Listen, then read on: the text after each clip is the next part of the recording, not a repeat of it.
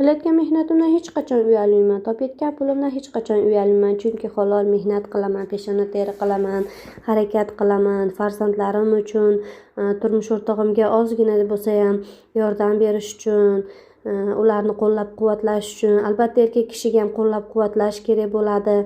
Erkak kishiga ham qanaqadir podдержкалар kerak bo'ladi. Faqat erkak kishilar mehnat qilib, harakat qilaversa bir narsaga erishish albatta qiyin. Erkak kishini topganida baraka bor.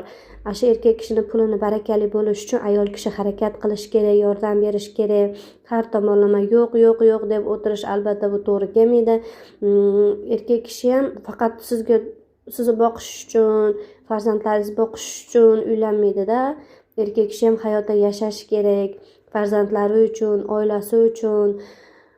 U ham kelajakda farzandlarini orzu-havasini ko'rish kerak. Men doim shunaqa deb aytaman turmush o'rtog'imga ham, hamisha siz menga keraksiz, oilangiz uchun keraksiz, farzandlaringiz uchun keraksiz, farzandlaringiz kelajagi uchun keraksiz deyman.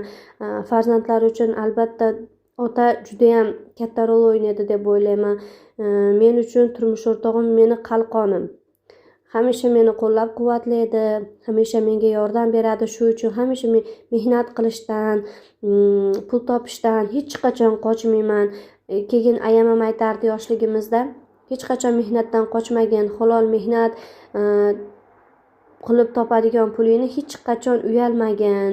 Kimdir ishga buyursa, yo'q demagin, ishdan qochmagin. Mehnat qilgan inson albatta yuksaladi, natijalarga erishadi. Yalqovli insonda zaiflikka olib keladi, qashshoqlikka olib keladi. Inson qancha harakat qilsa, mehnat qilsa, mehnatdan qochmasa, hamma narsaga, o'ylagan niyatlariga, maqsadlariga hammasiga erisha bo'ladi deb o'rgatgan. Allohimga behisob shukr, shunaqa bizni mehnatkash qilib, mehnatdan qochmaydigan qilib tarbiyalagan onajonimga rahmat aytaman. Menga obuna bo'ling, like, kommentariy kutaman.